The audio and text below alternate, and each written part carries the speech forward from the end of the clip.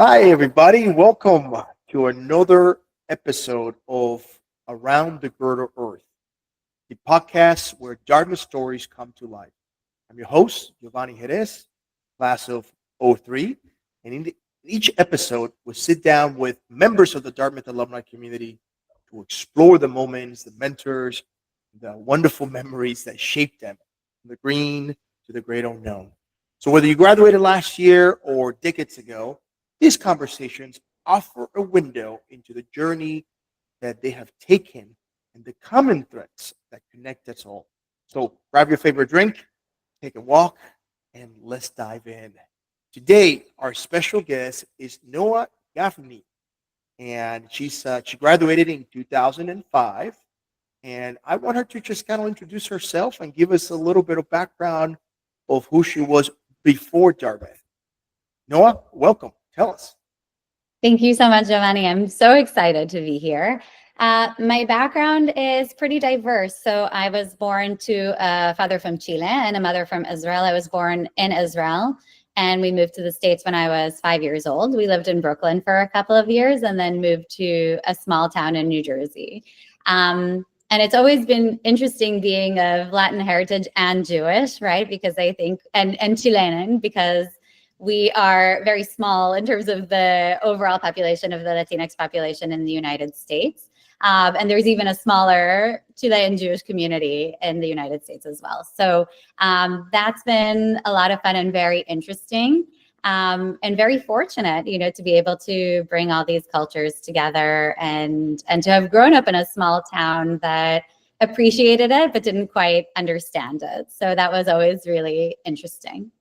Wait, so you were born and raised in Santiago in Chile, or No. My father was from Chile. your My father mother was is from Israel, and I grew up here in the U.S. in where what city? in New Jersey. In New Jersey. Okay, so you grew up in New Jersey, which is not far from New York. What was the matrix of your family? Mom, dad, yourself, any siblings? Yeah, I have a younger sister. A younger sister. Got it. And were you guys? Did you go to a local school, a private school, a boarding school, anything like that? I went to a local public school, and it was really funny. In the community that I was raised, the only people that went to private school did so for religious reasons. So actually, when I got to Dartmouth, it was the first time I realized people actually went to boarding school and not just people in books, and that people went to private schools that were much, much better than the public school that I had gone to. So it was definitely an awakening of a world I had no idea existed. Got it. And how did you come to learn about Dartmouth? What was the story of like becoming aware, and then like your selection process, and why Dartmouth? Mm.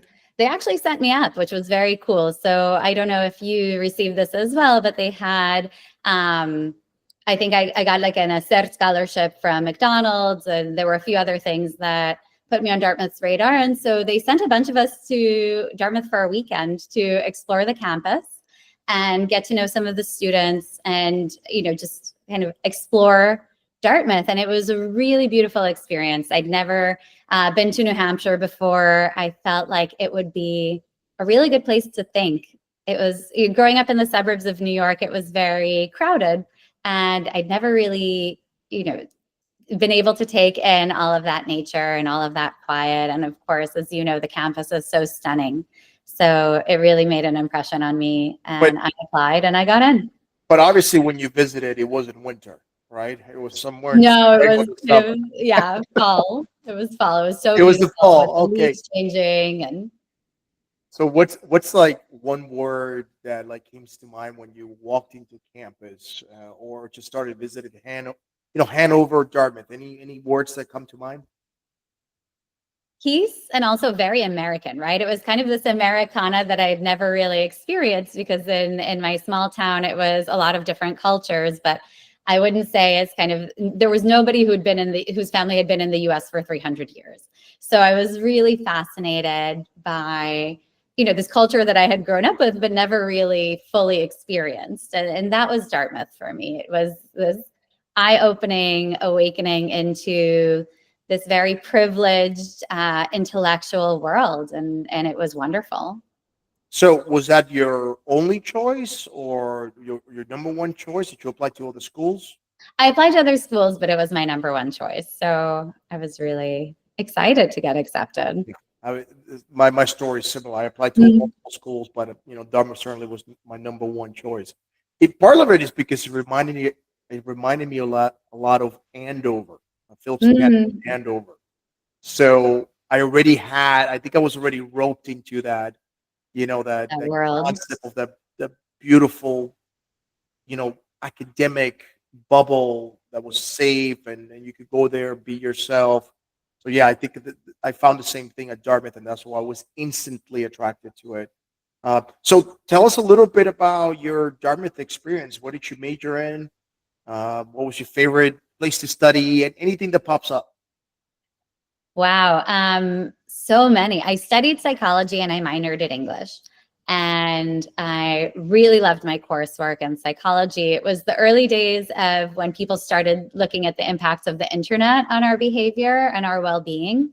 And so that's what I looked at in my senior thesis. So it was really fascinating. There was one professor that had just arrived who really focused on what we called internet psychology at the time. And it was just amazing to be able to explore that. I looked at teenagers and how they were online engaging in chat rooms and platforms like Facebook, which, as you know, had just launched. So it was pretty exciting. Yeah, Facebook had launched 2000. Well, the early version of Facebook launched in 2003. Hmm. And officially, I think it went public 2004. I think the first time it was just Harvard and Dartmouth. I don't know why. Exactly. We were one of the first schools. So Yeah, yeah. really, it And then became and such then a thing. I remember waking up every morning and be like, "Hey, welcome to Facebook, Princeton. Welcome to Facebook, Mm. Yale." And then like, "Welcome to Facebook, Stanford. Welcome to," and then like it'd be 20 schools, 40 schools, and then it's like we have we have all the universities in the U.S. Right? Hmm. Because before that, you have to have the .edu in order Yeah. to become a member, and then it opened up publicly to the whole thing, and it was quite a big deal because of the privacy aspects of it. Hmm. But so that was your early studies or thesis about the impact. How has that view of yours changed now? 20 years later. So I started in the social media space when I graduated. I founded a social network, and then I became head of social media for Hearst Magazines, which is a large magazine company in the US. And I was really excited by this opportunity for people to get together in a new way and create community and find like-minded people. And so I was very pro social media. I went and worked for the World Economic Forum and helped set up their network of young innovators, and was really responsible for creating their social network opportunities, because so many of them were based in places in the global south and would never travel to meet each other, right? And so we had to rely on the internet to connect people and to create really a digital first culture. And so that was fascinating. But of course, we've seen all of the negative impacts over the past 10 years. And that's really changed my thinking around social media. I have small kids. I worry about the impact that will have on them as they grow up. So it's been interesting. Yeah, I mean, I echo your comments and observations. Right, I was all in at the beginning, but now when I find myself scrolling, almost like hypnotized, and that's me as an adult, right? I can only think of the impact of a forming brain or developing brain and what it has to do. So I have to assume that will be your tech talk, right? If you have to do a 20-minute tech talk, it will be on that specialty, right? That's interesting. I think right now I'm coming up with a new book and a new framework, and I'm actually looking at the new five forces. And it's all around how technology, geopolitics, society, environment, and economy all come together to create the competitiveness of companies and countries. So, as you probably know, Michael Porter created this framework on the five forces back in 1980. It's all around how businesses compete within their industry. And it's the first thing you learn in your MBA class. But it's so outdated because it doesn't take into account technology. It doesn't take into account this really volatile world and this new generation that wants companies to engage on social and environmental issues. So that's what I'm working on at the moment. So you graduated from Dartmouth in '05. Then you go up to the London Business School in '09, and then you continue to get a PhD at UPenn. Yeah. So those are all the different schools. How does the Dartmouth Alumni Network compare to those other two schools? I think it's such a small school and such a special experience that it's a completely different network. I think people from Dartmouth have always been so generous with their networks because they feel like we had a shared experience. I got my job at Hearst through a Dartmouth alum who was the head of the digital team there. As I was fundraising and connecting with people for my startups, the Dartmouth Alumni Network was always the most helpful and the most generous. And so it's just, I feel so grateful. Tell us more about your startup experience. So I had two. I had one, as I mentioned, a social network for women back in 2005. And it was interesting because when I was fundraising in the Valley and talking to different VCs, they kept saying, well, Facebook has the university market and MySpace is the kind of overall platform. So we're not really sure about the future of social media. So I found that very funny in retrospect. The second consultancy that I had, the second company I had was a consultancy. It was a social impact consultancy. And I worked really closely with the United Nations and a lot of large foundations and corporations on their impact strategies. Wow. So how is that different being your own, putting on your own efforts to be an entrepreneur versus having a 8 to 5 job? What are those key differences that you've seen and that you would highlight for folks? Oh, the level of stress, right? When you're trying to make payroll for other people and make sure that everything's, all the I's are dotted and the T's are crossed. And it's a lot behind the scenes that people don't necessarily think about. It's really exciting to have a vision and go out there and do something different. But the back end of running a business was something that really surprised me. I always remind people that the last one to get paid is the owner. Mm-hmm. Right? Everybody else gets paid first so that the business can keep running, and then the owner gets to eat. Yeah. That's exactly it, right? That's exactly it. So it was two successful exits, and then No, one failed, one exited. got it, and then you decided to transition into different interests. Yeah. Was that after business school that you pivoted and decided to okay, I want to go more to get a PhD as well? The PhD was always something on my bucket list. And so I really did it. I had already moved into academia. I was leading an institute on social innovation. And I just felt like I really wanted to go deeper into the work. I wanted to learn how to do that deep level of research. And so I did my doctorate at UPenn while I was working. And so it was great to be able to do both at the same time. So you also mentioned having kids. So you did all of this, 3 degrees, and had time to have a family as well. What do you tell us a little bit more about motherhood? And I'm assuming you're married, but yeah, that's an assumption. Yeah. Married, 2 kids. I feel really grateful. I started really late on the kid game. I had my first at 37 and my second, a year and a half later, and just felt really grateful that I could have kids. I'm also grateful that I had them pretty late in the game because it let me set up my career and it let me really do it on my own terms in ways that I think had I had them 10 years earlier, it just would have been very, very different. Also, I had the 2 kids during COVID, which was such a blessing in disguise because I didn't have to travel, right? And so it made the first years of their lives just so much easier for me because I used to be on the road every week to different countries, different continents, and different cities. And so it just made my life so much easier. And now that they're 2.5 and 4, I feel like I finally have some breathing space. You know, they're more independent, and it feels like they can get along without me for a week. And so I feel like I can go to conferences again, and I can put myself out there in a different way again.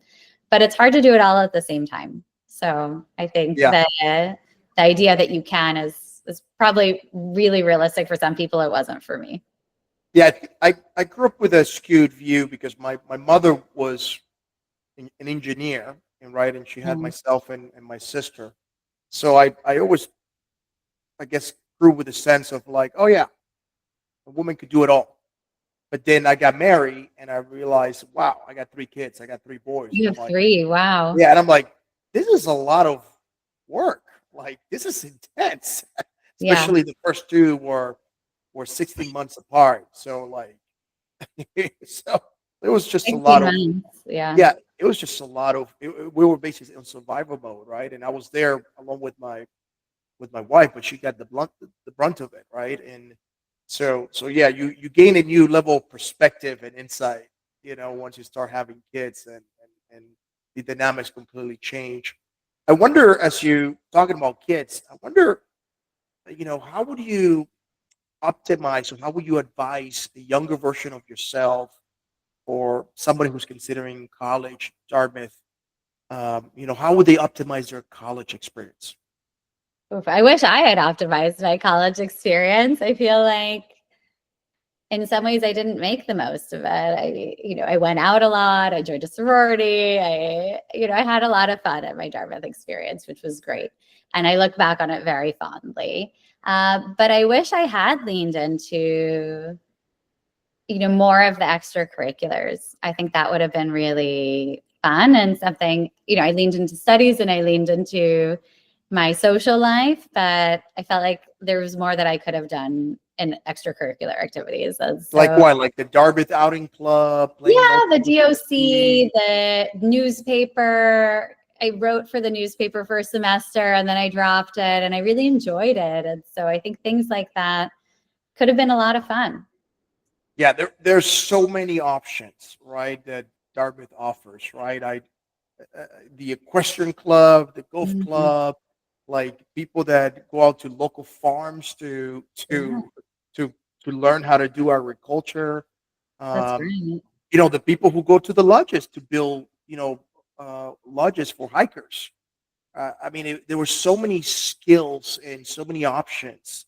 It's such a small community, right? Mhm. A small relative, right? But the unique tracks that you could have gotten was just so diverse, right? So Mhm. yeah, I could empathize with your sentiment of like, I wish I would have optimized it, or wish I would have had another 2 years. Were you ready to graduate after 4 years, or did you want to, like, you know, your experience to be another year or two?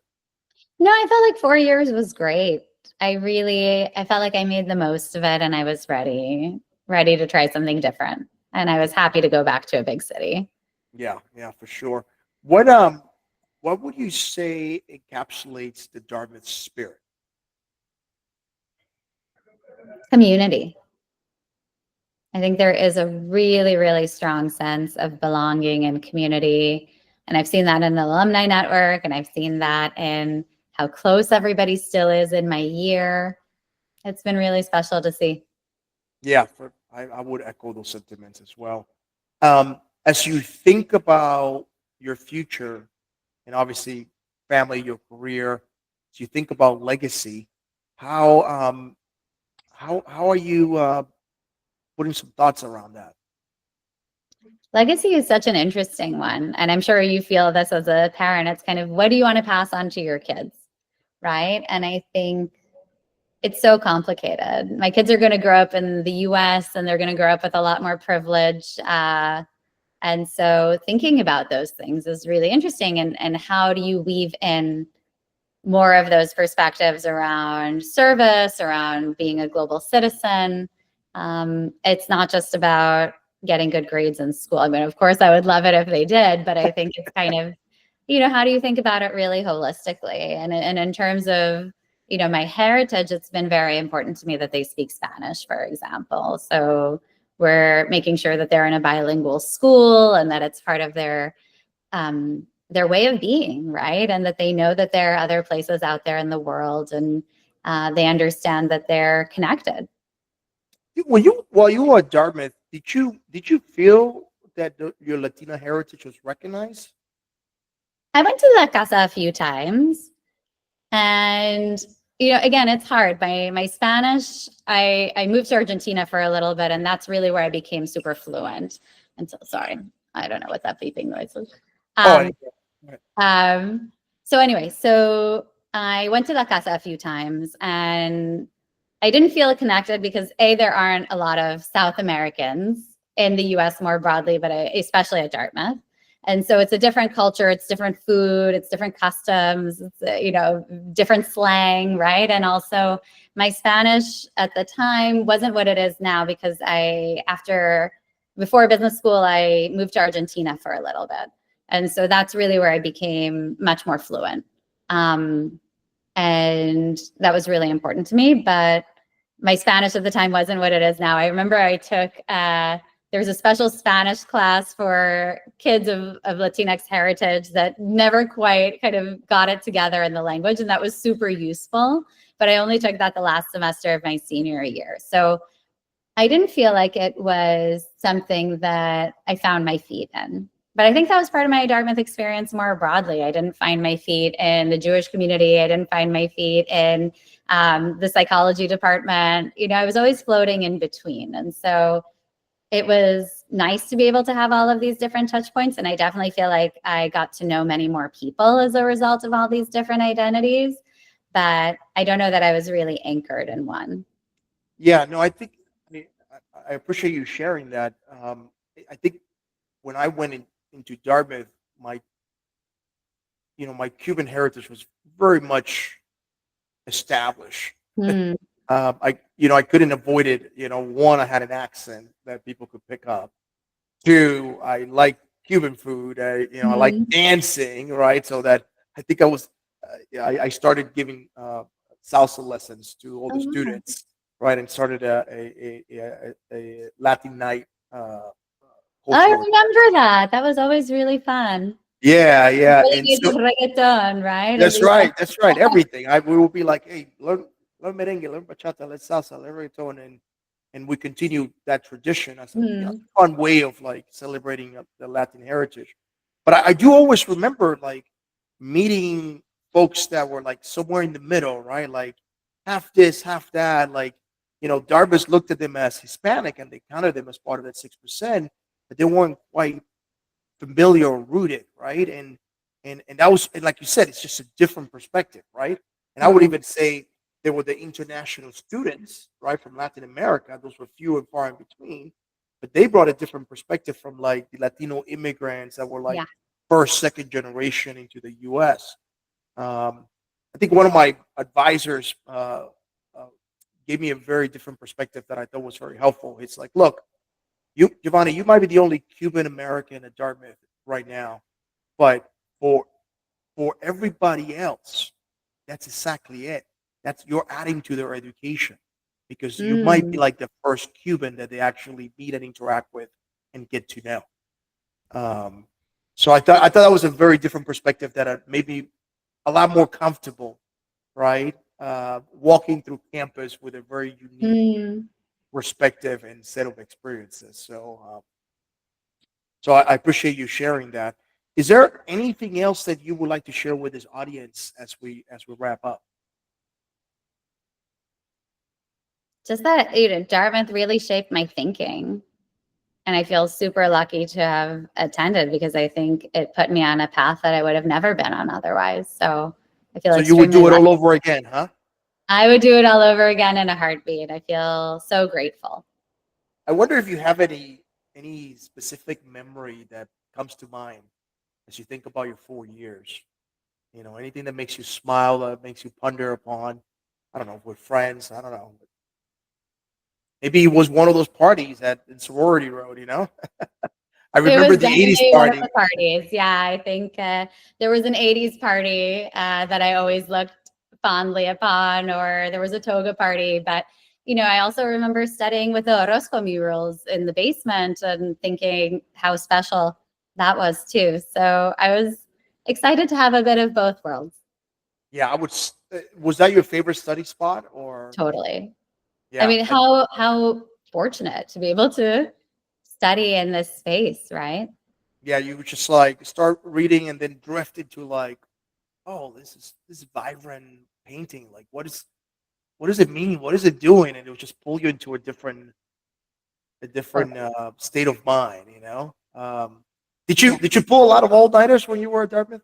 Oh yeah, I wrote my thesis in 6 months, and so that was really took me a while to get the approval because I was studying teenagers. So it was very condensed, and I did a lot of all-nighters at the library my last 6 months. But it was worth it. I graduated with honors, so I was excited that it all came together. Yeah. How do you think the academic workload compares to other institutions? It's so personalized, and it's so focused on thinking for the sake of learning that I haven't seen it anywhere else. And I'm affiliated with a lot of different institutions, but I think that focus on becoming a creative and independent thinker is not something that I've seen done to the same extent anywhere else. To wrap our podcast up, do you recall any favorite professors or any favorite classes that left you with a lasting impression?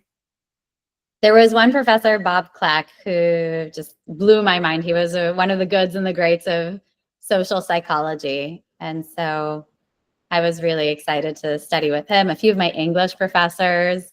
So it was really special. And I think, again, being able to study with these brilliant people in 20-person classes was just, it blew my mind. It was really I was very fortunate to be there. I still feel like I was very fortunate to be there. Are you active at all in the New York area with the Dartmouth Alumni Club or? Yeah, there's a Dartmouth Alumni Club. I try to go to the events on occasion, and I'm hoping to get more involved because I think it's a good time of life to really reflect and re-engage. Gotcha. It's your reunion coming up? No, it just happened Oh, okay. That's right. like a year ago. 2025. That's right. It's incredible how fast time goes. It's Right? I flies. know, Yeah. 20-year reunion. It's 20-year reunion. yeah. That's crazy. Yeah.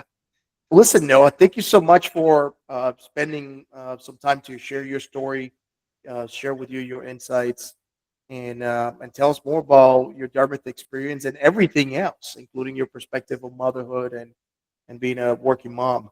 That was fantastic. Thank you, everybody else that's carved some time to join us on this podcast of Around the Girdle Earth. If today's conversation sparked a memory or gave you something to think about, please leave us a thoughtful comment or reflection in the comment section and share this episode with a classmate or a fellow alumni. That's actually one easy way to keep the Dartmouth spirit alive in this digital age. So until next time, keep sharing your story, stay curious, and keep roaming this beautiful fertile earth. Thank you, everybody.